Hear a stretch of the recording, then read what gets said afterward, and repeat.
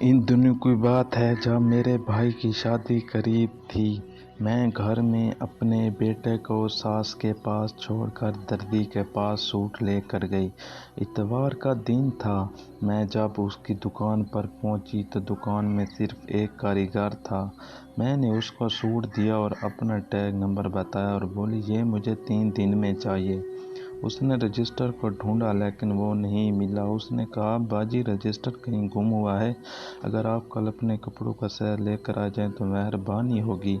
میں بولی اس کے علاوہ کچھ نہیں ہو سکتا کیا تم؟ اس نے بولا اگر میں آپ کا ناپ لوں تو کوئی اعتراض تو نہیں ہوگا؟ میں بولی کتنی دیر لگے گی؟ اس نے بولا باجی 15 منٹ۔ میں بولی ٹھیک ہے لے لو۔ اس نے مجھے اندر روم میں جانے کا بولا۔ میں اندر چلی گئی۔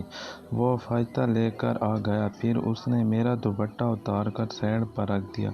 پھر میرا ناپ لینے لگا۔ جب قمیض کا ناپ لیا تو ہلکے سے دبایا اور بولا باجی آپ کے پھل تو بہت خوبصورت ہیں۔ میں صرف ہنس دی۔ پھر اس سے بقایا ناپ لیا۔ پھر میں بیٹھ گئی۔ اس نے کچھ باتیں کی اور بولا آپ کی شلوار پلیز خالی جگہ ڈیش دینے میں نہیں۔ بولا کیوں؟ اس نے بولا شلوار کی فٹنگ اس کے ناپ دیکھ کر ہی ٹھیک آتی ہے۔ میں بولی ابھی لے لو۔ اس نے بولا آپ ابھی لینے دے گی؟ میں بولی لے لو۔ وہ قریب آیا اور میری قمیض تھوڑی لمبی کی اور ناپ لینے لگا۔ پھر اس نے ایک دم میری ڈیش کو ٹچ کیا۔ میں بولی کیا کر رہے ہو؟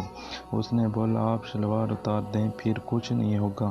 میں سمجھ گئی کہ اس کی نیت خراب ہے مجھ پر، لیکن میں کچھ نہیں بولی۔ میں نے شلوار اتار کر کرسی پر بیٹھ گئی۔ اس نے بولا باجی آپ نے ہماری گیلری دیکھی ہے؟ میں نے بولا نہیں۔ اس نے بولا آپ اس روم میں چلی جائیں۔ میں اٹھ کر چلی گئی تو اس نے بولا اگر کچھ پسند آ جائے تو پہن کر دیکھ سکتی ہو۔ میں بولی ٹھیک ہے۔ میں اندر گئی تو ایک بڑا سا ہال تھا۔ اس میں قسم قسم کے کپڑے تھے جن میں نہایت ڈریس وغیرہ تھے۔ وہاں مجھے ایک ٹی شرٹ پسند آئی۔ میں نے اس کو پہن لیا۔ پھر وہ کپڑوں کو دیکھنے لگی۔ پھر ایک الماری میں جھکی تو مجھے اپنی ڈیش میں کسی نے انگلی محسوس ہوئی۔ میں ایک دم پلٹی لیکن اس نے مجھے مڑنے نہیں دیا۔ میں بولی کیا کر رہے ہو؟ وہ بولا تم کو دیکھنا چاہتا ہوں۔ میں بولی مجھے نکلنے دو۔ پھر اس نے مجھے چھوڑ دیا۔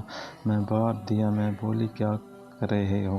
وہ بولا تم کو دیکھنا چاہتا ہوں۔ مجھے بولی مجھے نکلنے دو۔ پھر اس نے مجھے چھوڑ دیا باہر۔